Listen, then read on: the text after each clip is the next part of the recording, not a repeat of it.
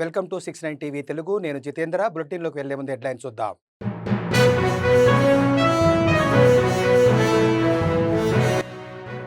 వేసవిని దృష్టిలో పెట్టుకొని అధికారులు సిబ్బంది అప్రమత్తంగా ఉండాలి. ఉమ్మడి నల్గొండ జిల్లా సమీక్షా సమావేశంలో పాల్గొన్న ఇన్ఛార్జి మంత్రి తుమ్మల.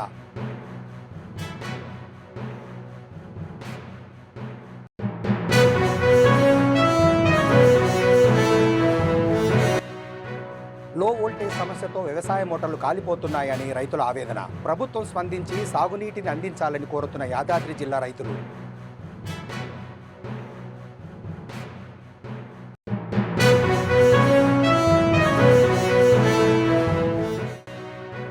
వైభవంగా కొనసాగుతున్న లక్ష్మీ నరసింహస్వామి వార్షిక బ్రహ్మోత్సవాలు. 8వ రోజు శ్రీరామ అలంకారంలో భక్తులకు దర్శనమిచ్చిన స్వామివారు.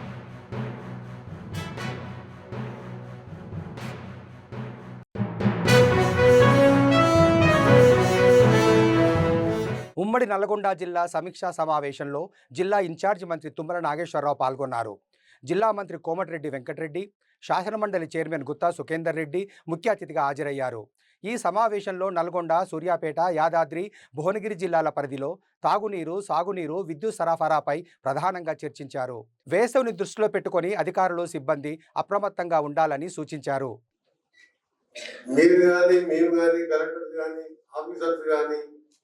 మనం మంచినీళ్ళు తాగడం ఈ ఎండాకాలంలో చాలా ముఖ్యం.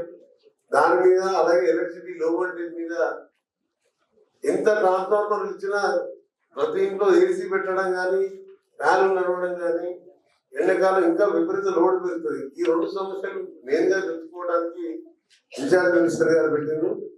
మిగతా సమస్యల కోసం మరొక మీటింగ్ పెట్టుకుందాం. మీ అందరికి కూడా రిక్వెస్ట్ ఒకటే, కొంచెం కష్టమైనా సరే ఎండాకాలంలో ప్రజల కోసం మనందరం కూడా పనులు చేయక తప్పదు. మీతో పాటు మేము కూడా గ్రామాలలో తిరుగుతూనే ఉంటాం. అందుకనే ఆఫీసర్లు కూడా ఈఎన్సీ కృపాకర్ రెడ్డి గారు వారికి మీద చాలా బాధ్యత ఉంది. వాటర్ మీకు పేమెంట్ సంబంధించి చిన్న పేమెంట్ ఏమైనా ఉన్నదని ఇన్ఛార్జ్ మినిస్టర్ అలాగే మనం సీనియర్ మినిస్టర్ ఇలా ఎస్ఎన్పిసి టనల్కి వెళ్ళి గత 15 రోజులు అక్కడే ఉంటూ రెగ్యులర్ గా అందరినీ 11 ఏజెన్సీస్ తో ఆ జరిగిన సంఘటన మీద ఆ బాడీస్ కానీ ఇంక చనిపోయినా ఉన్నదా వాళ్ళ కోసం ప్రయత్నం చేస్తున్న ఉత్తమ రాలేకపోయారు. మా పద్మ సీనియర్ ఎమ్మెల్యే గారు వారి తరఫున 2 గంటలు వారే చూస్తారు కాబట్టి వారికి కూడా స్వాగతం పలుకుతూ అందరికి ఇక్కడ ఉన్న మహిళా ఆఫీసర్స్ కి మన తెలంగాణ తెలుగు రాష్ట్రాల్లో ఉన్న యాదాద్రి, భువనగిరి జిల్లా యాదగిరిగుట్ట మండలం మాసాయిపేట గ్రామానికి చెందిన రైతులు లో వోల్టేజ్తో మోటార్లు కాలిపోతున్నాయని ఆవేదన వ్యక్తం చేశారు. ఆలేరు ఎమ్మెల్యే బీర్ల ఐలయ్య ఎన్నికల ముందు కాళేశ్వరం నీళ్లు తెస్తానని హామీ ఇచ్చి గెలిచాక ఒక్క చుక్క నీళ్లు కూడా తీసుకురాలేదని రైతులు ఆగ్రహం వ్యక్తం చేశారు. పొట్ట దశకు వచ్చిన వరి పంట ఎండిపోతుందని ప్రభుత్వం వెంటనే స్పందించి సాగునీటిని అందించాలని కోరారు. మాసాయిపేట గ్రామం ఆసామి వ్యవసాయ వృత్తి మనిషిని, కానీ మాకు ఇక్కడ ఏ పెద్ద మనిషి ఎమ్మెల్యేలు పట్టించుకుంటారు, ఎంపీలు పట్టించుకుంటారు. ఎండిపోయిన పొలాలు చూస్తలేరు, మమ్మల్ని పట్టించుకునే దాతలు లేరు, దక్కులు లేడు. ఇప్పుడు పాసం సస్తున్నాం. ఇక్కడ ఏడుపులు దుక్కులు వస్తున్నాయి. ఎవ్వరికి ఏం సాయం చేసినా ముందుకొచ్చే మానవులు లేరు. ఎవ్వని కడుపు ఆడే నింపుకుంటుండు. మా చుట్టాలు కాదు, మా పక్కాలు కాదు, మేము ఎండిపోతున్నాం, చచ్చిపోతున్నాం అంటే ఇటంకలు వచ్చేటోళ్ళు లేరు, చూసేటోళ్ళు లేరు. మాకెందుకండి? మీరు పెద్దలు కావచ్చు, దునియా ఉండొచ్చు, కోర్టులు ఉండొచ్చు, పార్టీలు ఉండొచ్చు, పనికిరాని మనుషులు ఎందుకు మీరు అనేది నేను భావించి ముగిస్తున్నాను.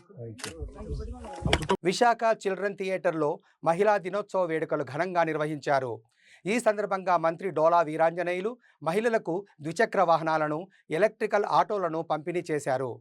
ఈ సందర్భంగా ఆయన మాట్లాడుతూ రాష్ట్ర ప్రభుత్వం మహిళల సంక్షేమానికి కృషి చేస్తుందని చెప్పారు. అనంతరం వివిధ సాంస్కృతిక కార్యక్రమాలను నిర్వహించారు. ఈ కార్యక్రమంలో ఎమ్మెల్యే గంటా శ్రీనివాస్, పలువురు నాయకులు పాల్గొన్నారు.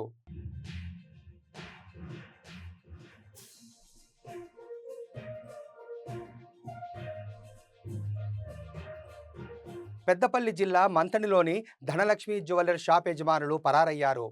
కస్టమర్స్ దగ్గర బంగారంతో పాటు నగదు తీసుకొని పారిపోవడంతో బాధితులు ఆందోళన చెందుతున్నారు.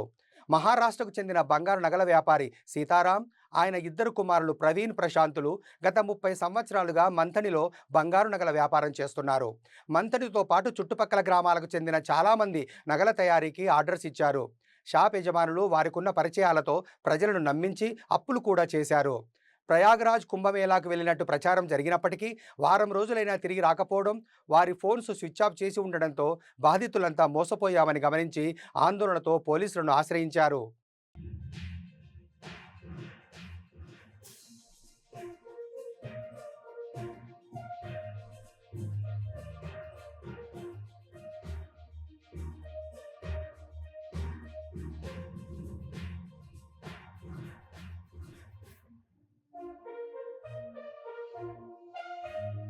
మాది మహారాష్ట్ర శ్రీరోంజ. అది ఇక్కడ ఈ లోకల్లో మంచిగా మా అత్తగారు అయితే ఇక్కడ గోల్డ్ షాప్ మంచిది, ఇలా వీళ్ళు బ్రదర్స్ మంచి వర్క్ చేస్తానని చెప్పిన వాళ్ళే రీమేకింగ్ కోసం 3 తులాల గోల్డ్ ఇచ్చిండేవి. ఇప్పటికీ ఆయన దిగుబడి సంవత్సరం అవుతుంది. ప్రతిసారి వచ్చినప్పుడల్లా నెల తర్వాత అని చెప్పుకుంటా ఇట్లనే గడుపుకుంటున్నాడు. మొన్న లాస్ట్ టైం వచ్చినప్పుడు కూడా 15 మార్చి రోజు ఇస్తా అని మా ప్రామిస్ చేసిండు. ఆ 15 మార్చి రాకముందే వాళ్ళిద్దరు తండ్రి కొడుకులు అందరు కలిసి ఇక్కడ నుంచి పారిపోయినారు. మాకు పైన ఉన్న ఆఫీసర్లు కానీ ఎవరైనా కూడా దీని మీద చర్య తీసుకొని మాతో పాటు ఉన్న అందరు బాధితులందరికీ న్యాయం జరిపించాలని నేను కోరుకుంటున్నాను. ప్రశాంత్, ప్రవీణ్, సీతారాములు ముగ్గురు తండ్రి కొడుకులు. వీళ్ళు ఎక్కడన్నా కూడా పై అధికారులు చర్యలు తీసుకొని వాళ్ళని దొరకబట్టి మా అందరి బాధితులకు న్యాయం జరిపించాలి. నేను మంగళ తిరుమలేష్, రాష్ట్ర స్వర్ణకార సంఘ ప్రచార కార్యదర్శి. గత 40 సంవత్సరాల నుండి మంతిన్లో బట్టి పెట్టడానికి వచ్చి డెవలప్ అయ్యి జ్యువెలర్ షాప్ పెట్టి ప్రవీణ్ తోరత్, ప్రశాంత్ తోరత్, సీతారాం తోరత్ అనే ముగ్గురు జ్యువెలర్ షాప్ పెట్టి కొద్ది రోజులు నడిపి మళ్ళీ ఇంకొక జ్యువెలర్ షాప్ పెట్టి మంతినిలోని కస్టమర్లకు కొద్దిమంది దగ్గర మరియు అప్పు చేసి సుమారుగా 1 కోటి రూపాయలు మంతినికి సంబంధించిన ప్రజల దగ్గర వసూలు చేసుకొని మంతిని నుండి పారిపోయినాడు. ధనలక్ష్మి జ్యువెలర్స్ అనే పేరుతోనూ సాయినాథ్ జ్యువెలర్స్ అనే పేరుతోని 2 దుకాణాలు నడిపి మంతిని యొక్క కస్టమర్ల సొమ్ము మరియు అప్పుగా ఇచ్చిన కొద్దిమంది వడ్డీకి ఇచ్చిన వాళ్ళ సొమ్ము జమ చేసుకొని మంతిని నుండి గత 20 రోజుల నుండి కనిపించకుండా ఈ నెల 12న శ్రీ సత్యసాయి జిల్లా కేంద్రం పుట్టపర్తిలో నిర్వహించే వైఎస్ఆర్ కాంగ్రెస్ పార్టీ ఫీజు పోరును జయప్రదం చేయాలని జిల్లా వైసీపీ శ్రేణులకు మాజీ మంత్రి, పార్టీ జిల్లా అధ్యక్షురాలు ఉషా శ్రీచరణ్ పిలుపునిచ్చారు. సోమందేపల్లి మండల కేంద్రంలో ఆమె మాట్లాడుతూ విద్యార్థుల జీవితాలను అంధకారంలోకి నెట్టేసిన ఈ కూటమి ప్రభుత్వ వైఖరి నిరసిస్తూ ఫీజు పోరు కార్యక్రమం నిర్వహిస్తున్నట్టు తెలిపారు. పిల్లలందరికీ కూడా అమ్మఒడి ఇవ్వలేదు, మళ్ళా ఫీజు రియంబర్స్మెంట్ ఎక్కడా కూడా సంపూర్ణంగా జరగలేదు, నిరుద్యోగ భృతి ఇస్తామని చెప్పి మోసగించినారు. ఇవన్నీ కూడా యువతలకు న్యాయం చేయాలి అని ఫీజు రియంబర్స్మెంట్ పోర్ అనే కార్యక్రమము పుట్టపర్తి హెడ్ క్వార్టర్లో బుధవారం అంటే మార్చి 12వ తేదీ పెద్ద ఎత్తున ధర్నా చేస్తున్నాం. ఈ ఒక సత్యసాయి జిల్లా వ్యాప్తంగా ఉన్న ప్రతి ఒక్క తల్లి, తండ్రులు, యువతులు అందరూ కూడా స్టూడెంట్స్ పాల్గొని ఈ రూలింగ్ పార్టీ వాళ్ళకి కణ్ తెరిపించే ఒక కార్యక్రమం మనం చేస్తున్నాం. కాబట్టి దయచేసి అందరూ కూడా పార్టిసిపేట్ చేయండి అని చెప్పి స్టూడెంట్స్ కు, వాళ్ళ తల్లిదండ్రులందరికీ కూడా పిలుపిస్తూ ఈ ఒక ఫీజ్ ఫోర్ రియంబర్స్మెంట్ ప్రోగ్రామ్ ని సక్సెస్ఫుల్ చేయాలని ప్రతి వైసీపీ క్యాడర్ కు కూడా మేము పిలుపిస్తున్నాం. గత ప్రభుత్వంపై నిత్యం విమర్శలు చేస్తున్న సీఎం చంద్రబాబు నాయుడు అధికారంలోకి వచ్చి 9 నెలల వ్యవధిలోనే 1.39 లక్షల కోట్ల అప్పు చేశారని, ఇదే ఆయన సృష్టించిన సంపదని ఆలూరు ఎమ్మెల్యే బూసినే విరూపాక్షి స్పష్టం చేశారు. అధికారంలోకి ఎలాగైనా రావాలన్న ఉద్దేశంతో ప్రజలకు లేనిపోని హామీలన్నీ చంద్రబాబు ప్రకటించారన్నారు.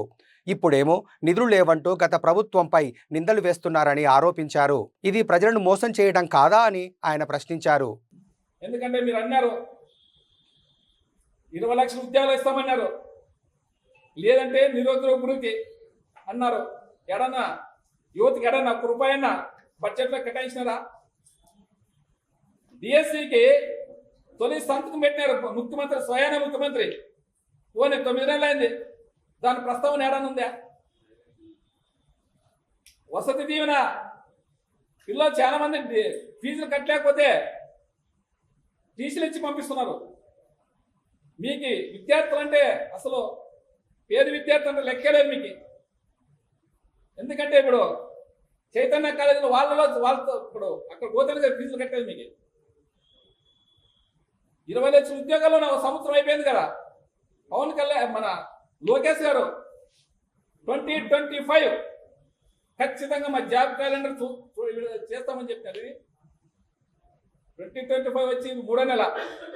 ఎక్కడన్నా ఒకటన్నా నిరుద్యోగులకి ఏడన్నా ఒక ఉద్యోగం అనిపించినారా?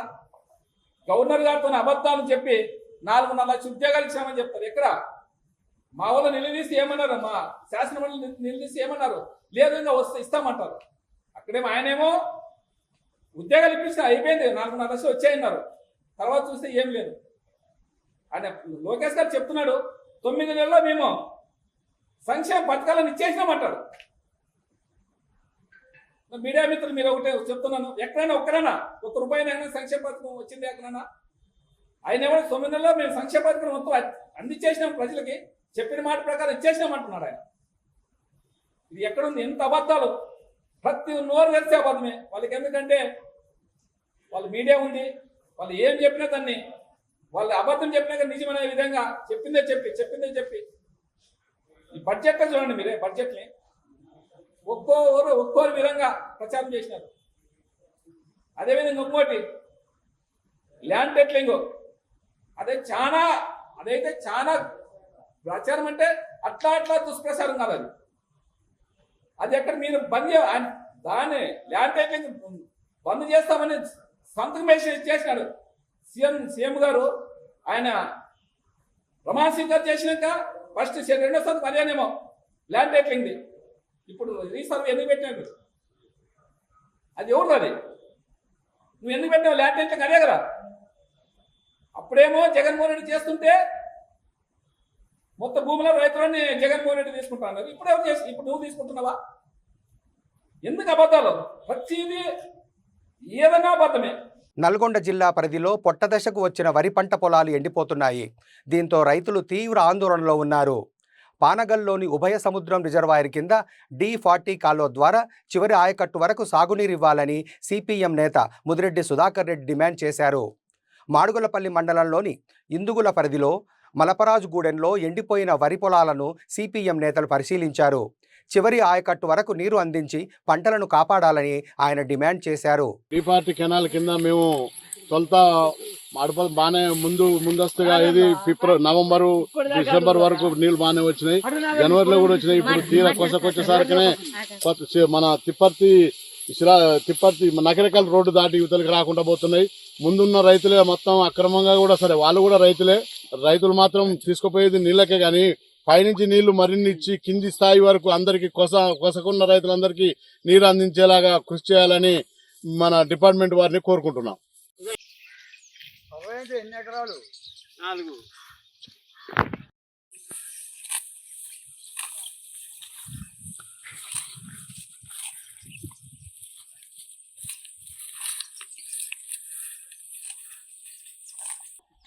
అది ప్రాబ్లం వాళ్ళకు.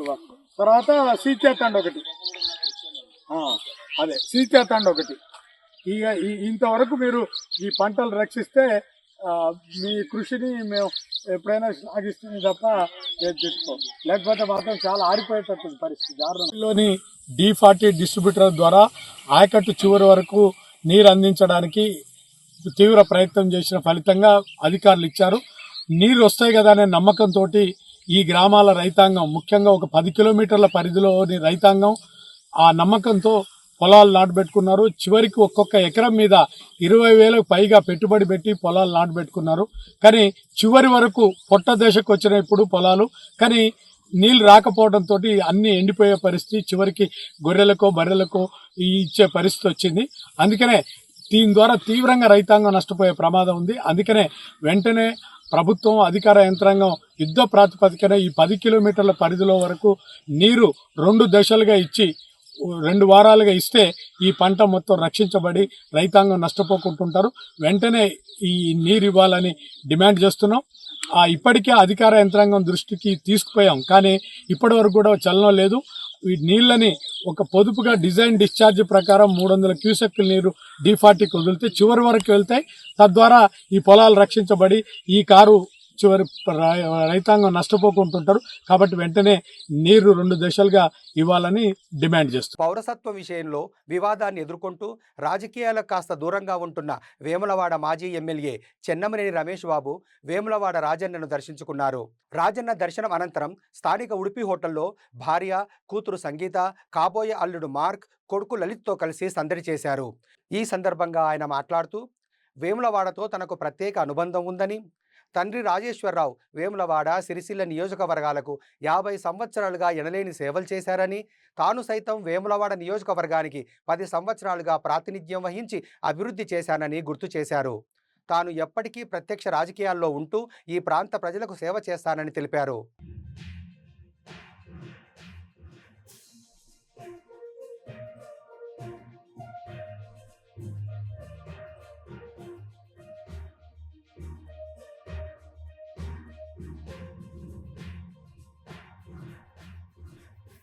అక్క, అమ్మ ఎవరి జ్ఞాపకం చేసుకున్నా కానీ మహిళ దాని వెనుక ఉన్నది కాబట్టి ఈ మనుగడ సాగుతున్నది.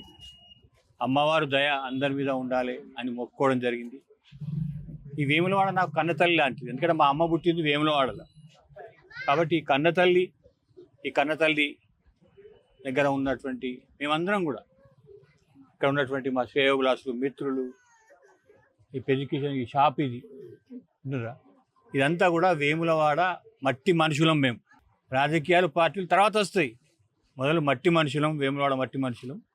ఈ మట్టి మనుషులము, ఈ యొక్క మట్టి, ఇక్కడ ఉన్నటువంటి ప్రజలు అందరూ కూడా సుభిక్షంగా ఉండాలి అనేటువంటి ఏకైక కోరికతోటి మా తండ్రి గారు చెన్నమనేని రాజేశ్వరరావు గారు సుదీర్ఘకాలంగా ఇక్కడ పనిచేసినారు. మరి వారి అడుగుజాడలో మేము చేసినాము. కొత్తగా యువతరం కూడా వస్తారు. ఇది ఈ యొక్క ప్రక్రియ. మహిళా దినోత్సవాన్ని పురస్కరించుకొని పికిల్ అవుట్ సంస్థ వారు కేవలం మహిళల కోసమే పికిల్ బాల్ గేమ్ పోటీలు నిర్వహించారు. సుమారు 30 మంది మహిళలు ఈ పోటీలో పాల్గొన్నారని నిర్వాహకురాలు అపర్ణారావు తెలిపారు. ఉదయం 8 గంటల నుండి మధ్యాహ్నం 2 గంటల వరకు సుమారు 90 మ్యాచ్ల అనంతరం విజేతలకు బహుమతులను అందించినట్లు ఆమె స్పష్టం చేశారు. మహిళలు క్రీడారంగంలో మరింతగా రాణించాలని, వారిని ప్రోత్సహించేందుకే ఈ పోటీలు నిర్వహించినట్లు నిర్వాహకులు తెలిపారు.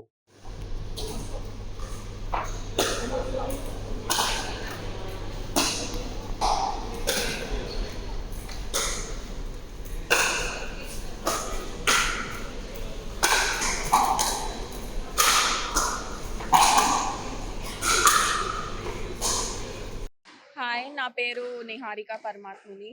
అండ్ పికిల్ అవుట్ ఆర్గనైజ్ చేస్తున్న పికిల్ బాల్ టోర్నమెంట్ కోసము మేమందరు ఇక్కడ ఉమెన్స్ డే కోసం గ్యాదర్ అయ్యాము. And I'm one of the participants. ఇంకా it's a very fun organisation and glad to be here and play. all the women have showed up. So 1965 సంవత్సరంలో అమెరికాలో pickle ball అనే ఈ ఒక స్పోర్ట్ యాక్చువల్లీ స్టార్ట్ అయింది. అప్పటి నుంచి ఇప్పటి వరకు పెద్దగా పాపులర్ కాలేదు, కానీ లాస్ట్ 2 to 3 ఇయర్స్లో ఇది actually one of the fastest growing sports in the world. ఇవాళనే మనం చూస్తే యాక్చువల్లీ విమెన్స్ డే సందర్భంగా 30 మంది మహిళలు వేరియస్ కేటగిరీస్లో కంపీట్ చేయడానికి ఇవాళ మన పికిల్ అవుట్ అనే ఆర్గనైజేషన్ ద్వారా పికిల్ స్లామ్ అనే టోర్నమెంట్ చేయబడుతుంది. దీనికి వచ్చారు యాక్చువల్లీ అందరూ. పొద్దున్న 8 గంటల నుంచి మధ్యాహ్నం 2 గంటల వరకు ఆల్మోస్ట్ ఒక 90 మ్యాచెస్ ఆల్మోస్ట్ అవుతున్నాయి ఇక్కడ. అపార్ట్ ఫ్రమ్ దాట్ మీరు యాక్చువల్లీ పికిల్ బాల్ అనే ఆటను మీరు చూసినట్టయితే ఒక చిన్న పిల్లవాడు 5 సంవత్సరాల నుంచి ఆల్మోస్ట్ 70 ఏళ్ళ ముసలి వాళ్ళు కూడా ఒకే విధంగా ఒకటేసారి ఈ గేమ్ యాక్చువల్లీ ఆడచ్చు. ఆడవాళ్ళైనా, మగవాళ్ళైనా, పిల్లలైనా, ఓల్డ్ పీపుల్ అయినా కూడా ఇది actually very easy game to start. So ఇప్పుడు హైదరాబాద్లో మీరు చూసినట్టయితే లాస్ట్ 6 నెలల్లో 150 కంటే ఇక్కడ డింక్ అండ్ డాష్ లో ఉన్నాము. ఒక పికిల్ బాల్ కోర్ట్ ఉంది షేక్పేట్లో. మేము విమెన్స్ డే సెలబ్రేట్ చేస్తున్నాము. ఒక 30 విమెన్ వస్తున్నారు ఆడడానికి వాళ్ళ కాంపిటీషన్ కోసం. We're very excited about it. ఎందుకంటే this is first of its kind women's only tournament happening in Hyderabad for pickle ball. So Pickle Out and Pickle Slam, this is the brand that is organizing these tournaments over here, and Anisha and I are facilitating this for all the women Ivala. Usually pickleball చాలా men dominated ఉంటుంది. So ఈరోజు women celebrate చేయడానికి we specifically recruited ఇన్నన్ని women to play pickle ball in Hyderabad and thankfully it's a very grand success. And we have ఈరోజు partners and sponsors కూడా ప్రైజ్లు ఇస్తున్నారు. So we're making this like a very official tournament for the winners and the runners up. Yadagirigutta Lakshmi Narasimhaswamy ఆలయంలో వార్షిక బ్రహ్మోత్సవాలు వైభవంగా జరుగుతున్నాయి. వార్షిక బ్రహ్మోత్సవాల్లో భాగంగా 8వ రోజు ఉదయం శ్రీరామలంకారంలో హనుమంత వాహన సేవపై ఆలయ తిరుమాడ వీధుల్లో తిరుగుతూ భక్తులకు దర్శనమిచ్చారు. ప్రత్యేకంగా తెప్పించిన పూలతో స్వామివారిని సర్వాంగ సుందరంగా అలంకరించారు. వేద మంత్రాలు, వేద పారాయణాలు, మంగళ వాయిద్యాల నడుమ వైభవంగా స్వామివారి ఊరేగింపు జరిగింది.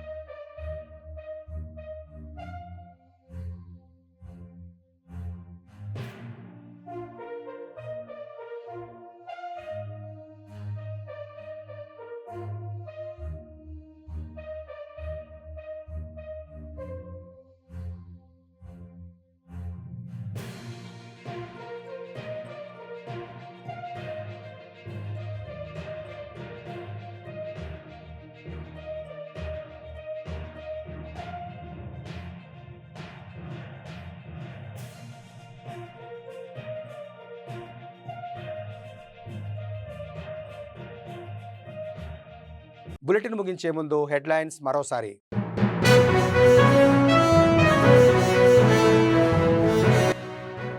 వేసవిని దృష్టిలో పెట్టుకొని అధికారులు, సిబ్బంది అప్రమత్తంగా ఉండాలి. ఉమ్మడి నల్గొండ జిల్లా సమీక్షా సమావేశంలో పాల్గొన్న ఇన్ఛార్జి మంత్రి తుమ్మల.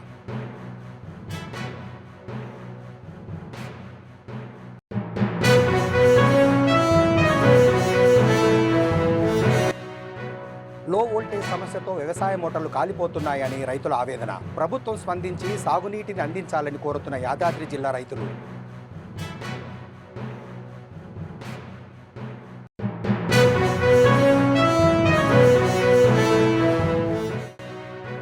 వైభవంగా కొనసాగుతున్న లక్ష్మీ నరసింహస్వామి వార్షిక బ్రహ్మోత్సవాలు. 8వ రోజు శ్రీరామ అలంకారంలో భక్తులకు దర్శనమిచ్చిన స్వామివారు.